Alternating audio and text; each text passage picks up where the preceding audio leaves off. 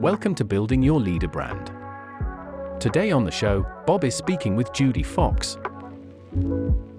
I have a stage joke now that I say in my talks where I'm like, I did have only time to save 3 things. And one of the 3 things I saved, and I happened to go to a networking event that morning, I saved my dog because my dog was in my house. I saved my computer and I saved my fox ears. So these are one of a kind, purchased on Etsy from a great creator in Australia. And I was like, I want these. These are unique. And she custom made them. So I am not losing my fox ears in a house fire.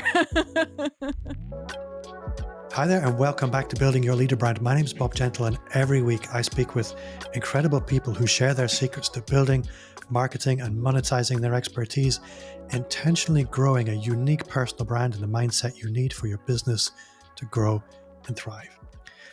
You can download the Personal Brand Business Roadmap, 50 pages of everything you need to start, scale or fix your expert business. Just visit the link in the show notes or visit amplifyme.agency/roadmap. And if you're new, take a breath, take a moment, and hit the subscribe button or the follow button for the Apple Podcast people. It really does help me a lot and makes sure you won't miss a thing. So today, we're going to have a bit of fun with LinkedIn. It's not 2 words you really hear together very often, but Judi Fox never lets me down with a bit of fun on LinkedIn. Judi, welcome to the show. Excited to be here, ready to have fun and talk about LinkedIn all at the same time. So we've had a rather prolonged conversation before we started recording, longer than I often do. And there's so many questions that I was resisting asking you previously because it would have ruined the conversation, the flow. So I'm glad we actually hit record now. For the listener who's meeting you for the first time, who is Judi Fox? And explain the ears if you're watching. Yeah.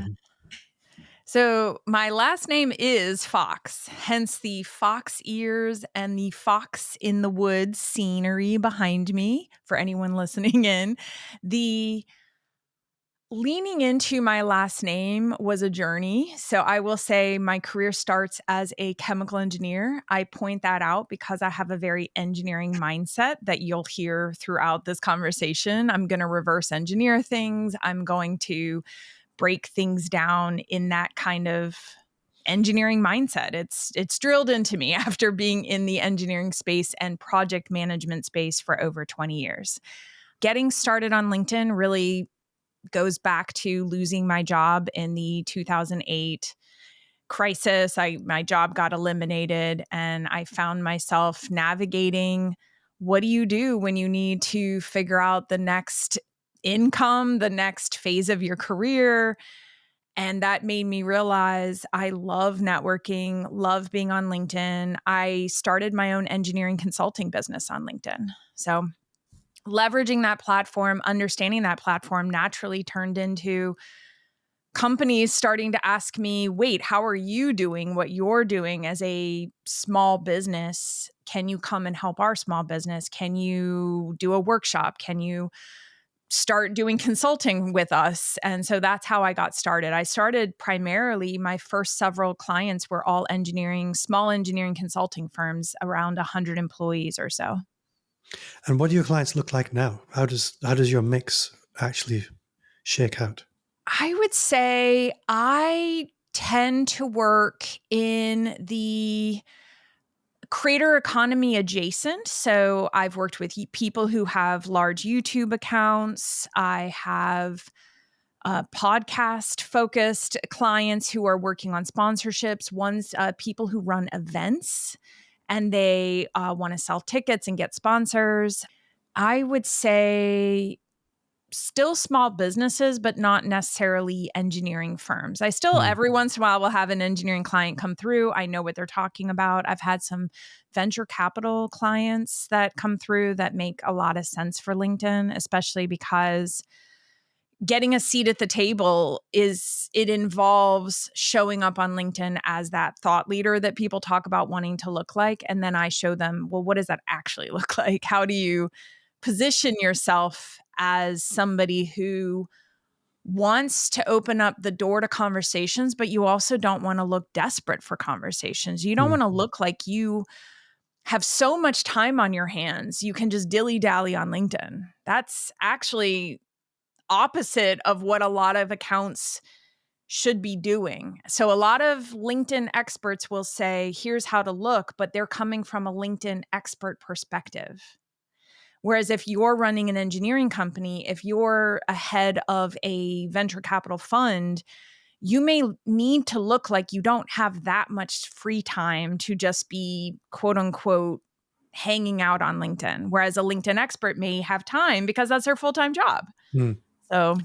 So how do we resolve that paradox? Because I think it's a really interesting one. You want to look confident and busy and secure and authoritative and, frankly, inaccessible and lofty, if I'm being blunt. But at the same time, we want people to come through the door. We want people to approach us. We want people to feel like there's a clear line of communication and that we are available to them and not too Gucci, if I can find a way of expressing that. How do you resolve that particular apparent paradox? I would say there's top 3 ways to resolve that. Is one, you want to not create a posting schedule that makes you, a lot of people will focus on you need to have a consistent posting schedule. I actually tell thought leaders to not have a rigid schedule. What that means is you're able to look more like, I'm sharing this from a place of, wow, I really need to tell you about this. It doesn't mean you can't schedule in advance, but you may just need to not pick Tuesday 9 a.m. and just act like that's the only time you're going to post for the foreseeable future. There's power in moving when you post around from that thought leadership perspective to look like, hey, I do want to say what I want to say. It doesn't always have to come out at the exact same time. There's a case for having, if you have 2 posts you want to put out a week, one that could be a regularly scheduled, especially if it's a newsletter. I definitely want to encourage that consistency to show up for that versus if you need to make a post that makes you look like I have something that I need to share that's relevant and timely for the platform, that you don't need to look like you always schedule at same time, same place. So hopefully those 2 concepts resonate, because I think there's a time and a place for resource language, maybe more research, maybe something that's deeper from a thought leader versus, hey, I want to join this relevant conversation and look like I have something that is valuable to say in the date and the time that you say it. So those 2 things. The second thing, and if you want to jump in, you're more than welcome. Go ahead. Okay. The second thing is I tell people make a list of your top, especially thought leaders who are busy, have limited time, list out your top 10, either peers, people you already know, if you are who you spend your time with. So if you're saying to me, I want to look like I belong on LinkedIn, well, LinkedIn is a part of a back and forth. Us watching you have a back and forth conversation will warm us up to you and your thought leadership. However, you are in charge of where you put those likes and comments. Acting like the newsfeed owns that, the newsfeed should have nothing to do with your likes and comments. A lot of people think, oh, I'll get on LinkedIn, I'll scroll the newsfeed. Oh, why does the newsfeed suck? Well, then why are you scrolling the newsfeed? You should never scroll the newsfeed if you're a thought leader. You should be dialed in to your top 10 people that you consider to be either peers you would speak on stage with, podcast hosts you would be willing to speak with and talk with, future opportunities you want to be on the radar for. So maybe that's a future interviewer that you want to get access to, journalists, like I said, peers that you want to be seen as a peer with. And maybe a stretch goal. Maybe there's some people that you want to get in certain rooms and certain circles. Well, then start showing up on the periphery of those rooms. And it should not be more than, I would say, anywhere from 10 to 20. If you're chasing different accounts and showing up all over the place, you look confused. You look like you don't know where your likes and comments belong. Whereas if you already make a list of your 10 to 20 accounts that you're going to consistently show up for as a leader, you look like you don't have a lot of time to hang out with everybody. You're very concentrated. You've made a decision that we can tell that you've made without you having to tell us you made it. As you were speaking, I was trying to work out what was the question that led to this awesome advice. I can't even remember. It was, how does a leader show up on LinkedIn in a way that positions them as a thought leader without having to be online all the time? Yes, that's what it was. And then my final piece of the puzzle is to have a way to handle direct messages, because direct messages can still be extremely powerful and you're kind of throwing away the direct messages. Again, I love the term radical ownership. That's your inbox. As a leader, you should be radically owning it. So either that means you turn on the feature on LinkedIn called the away message, if you've heard of that tool. That allows you as the leader to tell people your boundaries. You can say things like, the best way to get a hold of me is to go to our website and click the contact us form.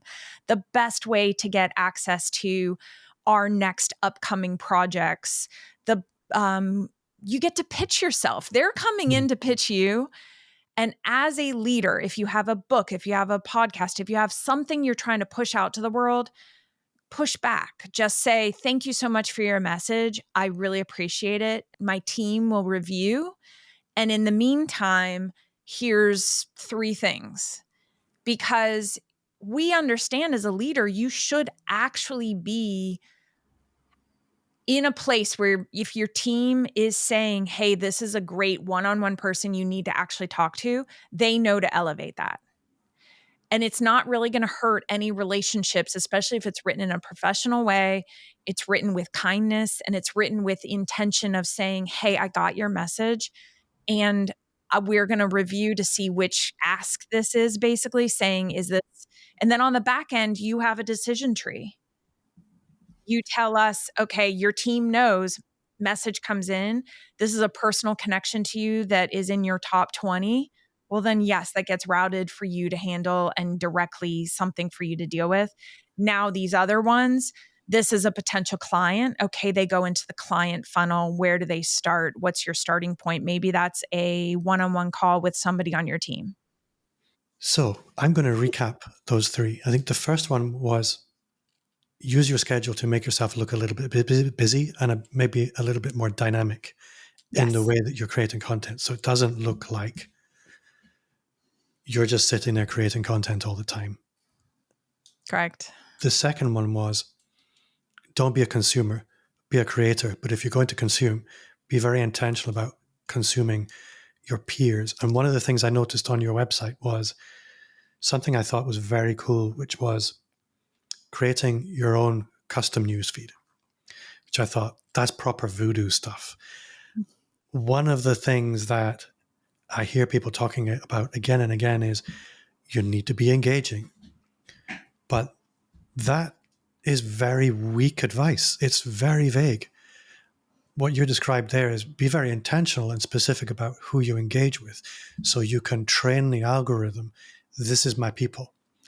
So that the algorithm knows, okay, if he hangs out with people like that, then I need to show my content to people who hang out with people like that.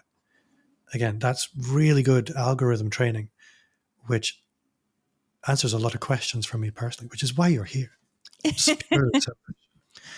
But yeah, if you're just scrolling the newsfeed and wondering, why does this newsfeed make me feel bad all the time?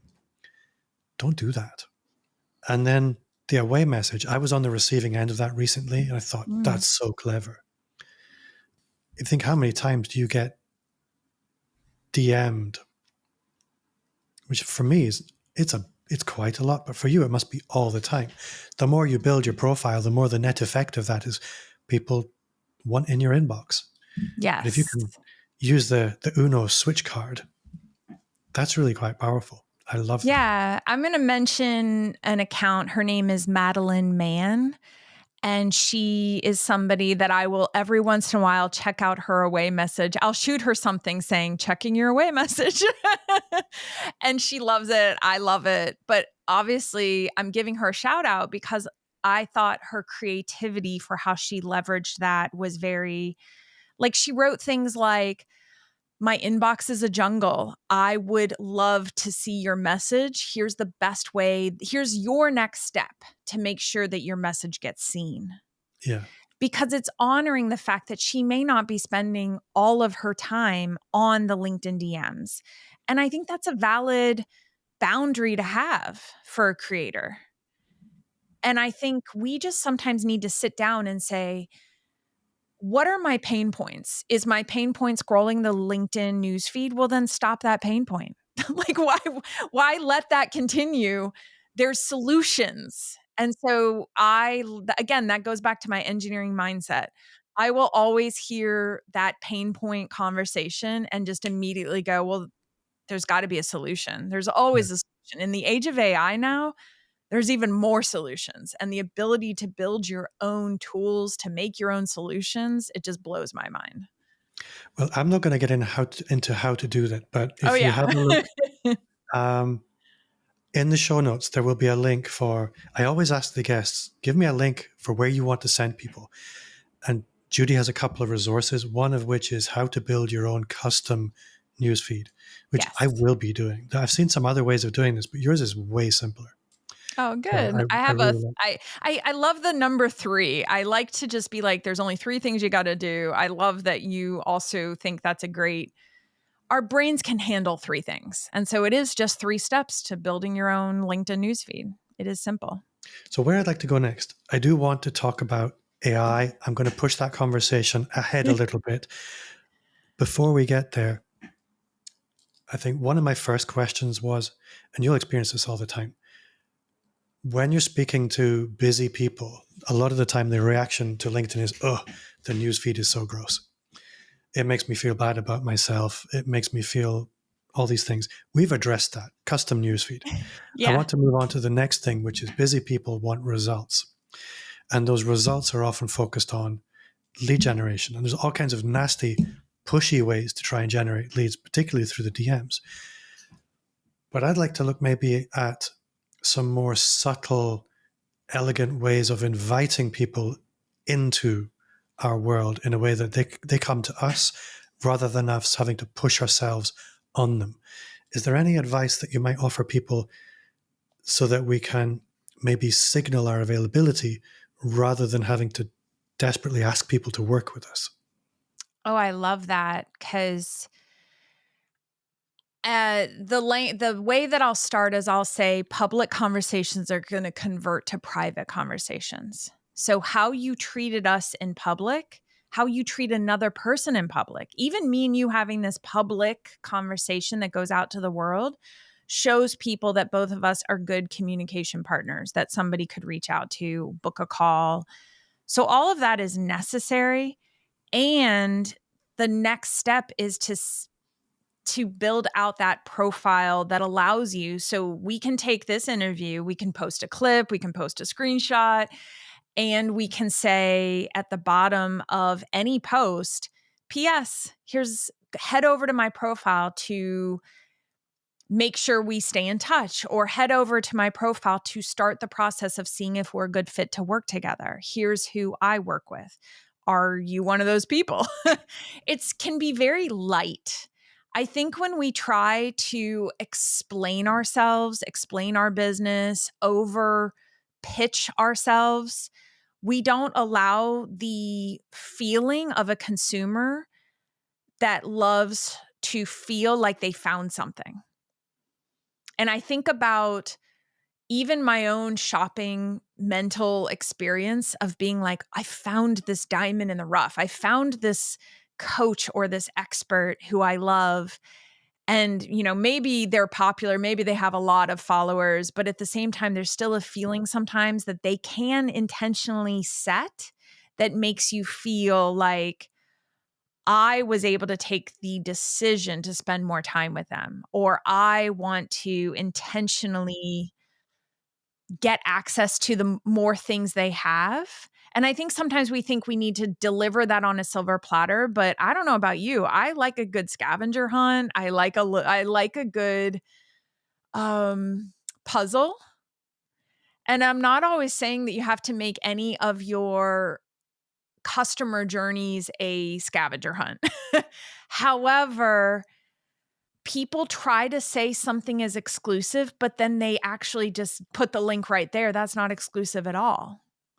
So you really just have to think about your brand. And if you're going to say, hey, this is exclusive, there's an application on my profile, it does make people actually be intentional and say, I have to go from here to the profile to go apply to then wait for an approval process. And you have to think through that as a sales professional. I think there's another aspect to this, which you nail, which is difference. It's that you can throw a stone out the window and hit a LinkedIn expert, but will you remember them? Almost certainly not. And we've met in person several times, and you're one of these people who I can see you coming from the other end of of a conference center, and heads are turning, and the ears go before you, and it's very easy to think of that as a gimmick. Mm. And to an extent, it is. But at the same time, it's more of an externalization of, I'm just going to lean into being me. And Mike Michalowicz, he wrote this book called Get Different. And he talks about how blending in or trying to fit in is essentially inviting yourself to fade out. You're not going to be seen at all. And you never fit in that setting. If you look at most business owners, most consultants, they're trying to fit in with their competition a lot of the time. They're trying to be seen as one of the good options. Fitting is where we go to die as business owners. And yet, the way you look at the way most people approach LinkedIn, fitting in is order of the day. And I'm interested in your journey into your Judi Fox Rocks identity. I think one of the things you mentioned earlier was it perhaps leads to you losing out on some opportunities, but winning big on some others. What's your perspective on that now, given that you're still doing it? Yeah, I would say those moments when you realize that you're different enough that it is a very clear yes to the things that the doors and the things that open up for you and what access you get and where you find yourself. And I honestly think it can just take time for people to go from, oh, I saw you with fox ears. I didn't understand it. I thought to myself, oh, that's silly. Or that is, I don't know if you're actually smart or if you're actually capable of what you say you are. You're just wearing ears and it's gimmicky. I've got that on this spectrum. But then I have the people who it's so fast. The yeses that I get are at lightning speed. So some of them are very, I saw you, I listened to 2 podcasts you were on, and then I hired you. Like, it's so fast. So I would say I've looked, and I think I had a tough moment recently where I was very clearly losing out on something because they thought these are just stuffed animals behind me. And that is like, it sends the wrong impression or something to the brand. And I thought to myself, that is tough. Like, it's tough to get a no and to find out that it was the stuffed animals behind me. And then I was like, honestly, if that was so like something about these foxes was a problem, well, then I probably wouldn't make sense to their ideal client. And it makes it easier for me to spend my time, my energy on worlds that have been built that I can easily play in. And I'm going to get the fast yeses. And I'm not just going to get the fast yes from the podcast host, for example, but I'm going to get the fast yes from the audience that they've already attracted and who they want to talk to. So I become a better collaborative partner for those people and those accounts. And then they end up seeing even better results because they're like, wait, my audience loved you. So then why am I chasing where 5 seconds of checking me out online and they just go, I don't like the foxes in the background. That's not good. We're out. And I'm like, well, then maybe your whole audience would have been like that, because that's who you attracted, were people who just would not relate to fun. So sorry to be so blunt, but it is. It's just fun. I'm just having fun. I think you can have fun in life and in business. And I've spent enough years in the corporate space to say, what's wrong with decorating a gray cubicle and having some fun in your space? I think we have enough time in our lives where we have to be serious sometimes. And on all the other moments, let's have some fun. I think one of the things I tell clients all the time is it doesn't really matter who you are. 1/3 of people are not going to like you. 1/3 of people will ignore you, and 1/3 of people will love you. So knowing that that's how the mathematics of the thing works, wouldn't it be really good if the 1/3 of people who really liked you for who you were, and there was genuine alignment? And once you understand that, it's very liberating. You seem to have found a way quite naturally into that. And I think that's what's really working for you. You're vibing with the people who are coming to you. And because of that, you almost become a beacon. So I want to talk about AI. AI is everywhere. People get really excited when I talk about AI. You tell me if I'm wrong. But I'm being pitched by LinkedIn tools at the moment that will go back and read all my historical LinkedIn posts. They'll work out how I write, and they'll just take care of it for me from now on. From your perspective, what's a healthy way to be leveraging AI in our LinkedIn practice, in our LinkedIn rituals? And what would you see as an unhealthy way that's going to lead down a dark road? I would say the healthy thing that I just heard from your explanation of, hey, we can go back and look through all your past posts. That language sounds healthy, because it does sound like, hey, why don't we take the human you and go back through and see where you've been successful, and if you had to pull up your top 5 posts from the past 5 years, if you said, Judi, I'm going to easily have I'm going to have AI look back on those top 5 posts on LinkedIn past 5 years, and I'm going to model after my own success, and AI is going to help me make some drafts based on that knowledge. That's good data.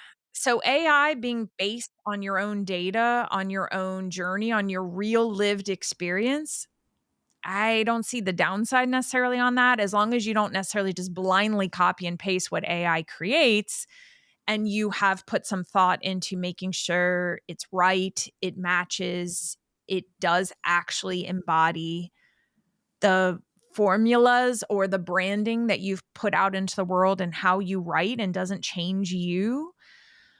The hesitation I have is when too many people pull on AI out of the blue. Like, they'll just say, I looked at this XYZ popular creator on LinkedIn and I told AI to try to create content like that person. That's the gap that I think some people are saying. And I've seen tools, especially like you said, AI tools that'll say, here's the top 100 posts on LinkedIn from top 100 creators. And we've scraped it all. And we have this amazing AI tool that'll write and do what they do. And I think that's going to burn out your audience. It's going to make you come across as that inauthentic word that we want to steer away from. I think in the age of AI, we're more quick to judge someone's account and say, I don't want to see that. Yeah. I don't think, through all the years I've been online, I've seen more and more people mark that they don't want to see things now, because they're like, that is AI. I don't want to see it. That is AI. I don't want to see it. And so that I'm telling people, avoid even thinking that if you don't have a good reason to use an AI image, just trying to generate some type of image for your post is not a good idea at this point. Yeah. I mean, I will use an AI image occasionally when I want to create a very specific emotional reaction, but not for the sake of it. Anyway, I think that's a really good reflection on how people should be considering AI content in general. There was the specific use case I had in mind, but I think what you're describing there is AI as leverage, not as an excuse.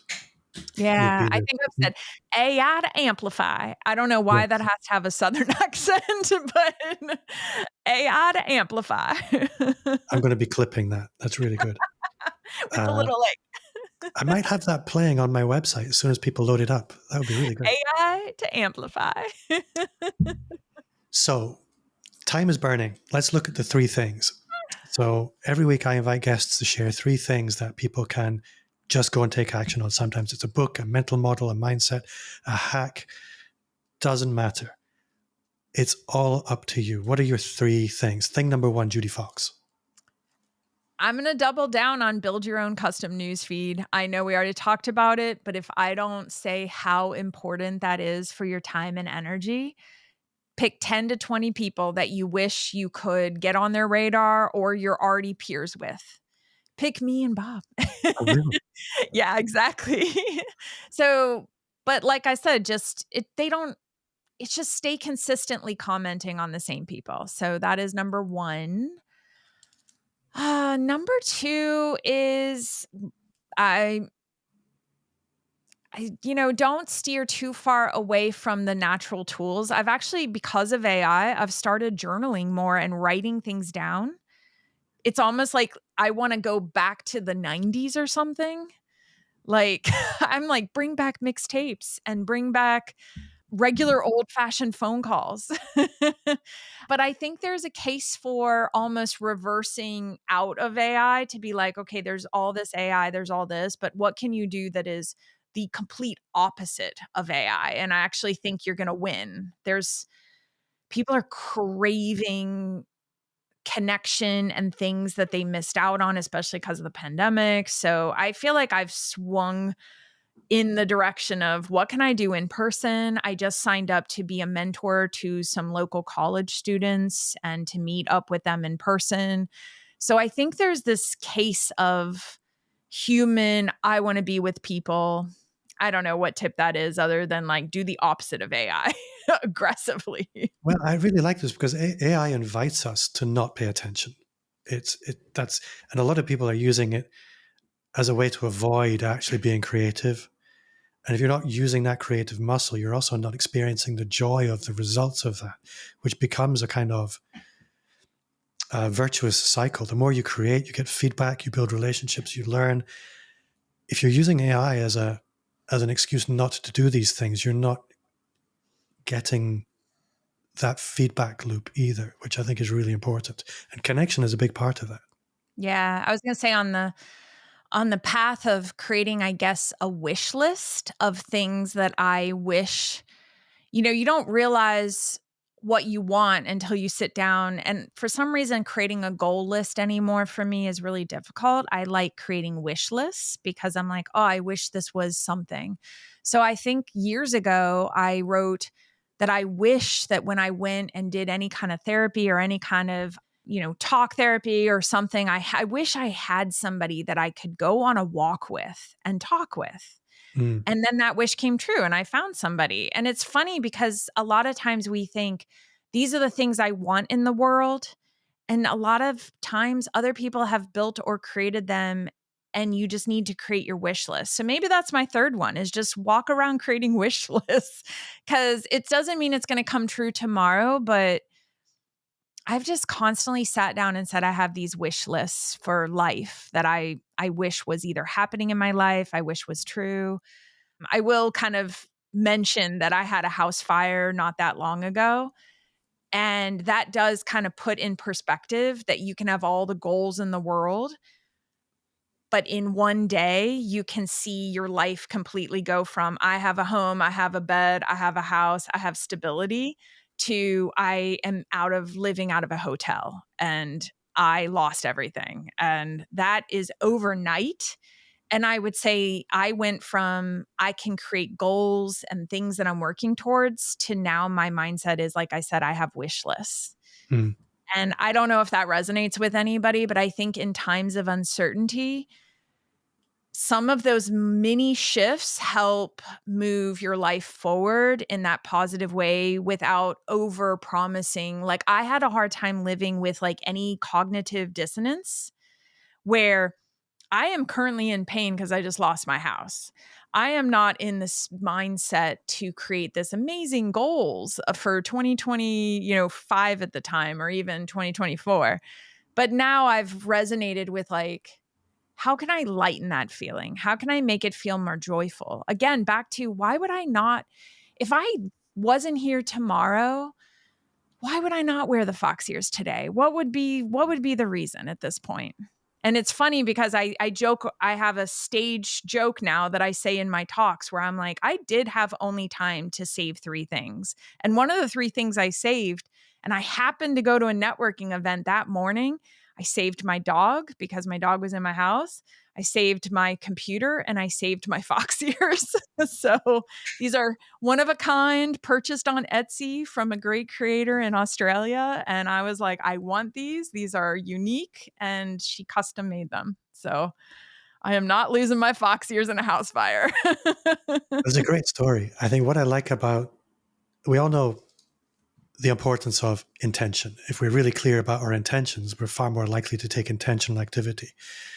But a lot of people get a little bit too cerebral about intention, and letting it live in fantasy and wishes first it's a much more organic way to move from fantasy and wish through to maybe solidifying it into some practical goals and intentions through to projects and things like this. Sometimes it's okay for things to stay as wishes. There's a whole hidden universe that we don't understand. I know. That can come to play as well. Sometimes it's okay to just have wishes and weird things can happen. Yeah, I love that. Awesome. Judi, I've had so much time. Judi, I've had so much fun. I don't have that much time.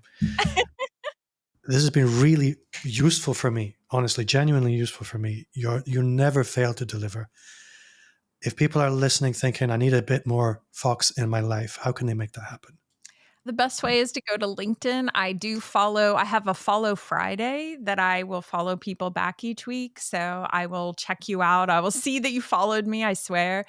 Sometimes on LinkedIn, we reach a limit of how many people we can connect with, but we can follow as many people as we want. So I will definitely follow you back. So go to LinkedIn. It's JUDIFOX. And you can find on there all the ways to get access. At the very top, I think it even says follow Fox Rocks. And that's kind of my hidden, if you want to get to download all the different things that I have, my freebies, my opt-ins, all the things, they're all there. So, and I will have links to all of that in the show notes. Yes. Thank you very much at home for listening. That does bring us to the end of another episode. If you have enjoyed this, you will love the Personal Brand Business Roadmap. As I said, 50 pages of happiness to help you grow, start, and fix your expert business. Again, if you did enjoy this show, which I hope you have, if you've got this far, 5-star reviews, that's 5, like the fingers on your hand, wherever you listen to podcasts are golden. They help me so much, especially if you're listening on Spotify, because they make it a little bit more awkward. Thanks again at home for listening. And Judi, thank you for your time. You have been awesome. Thank you.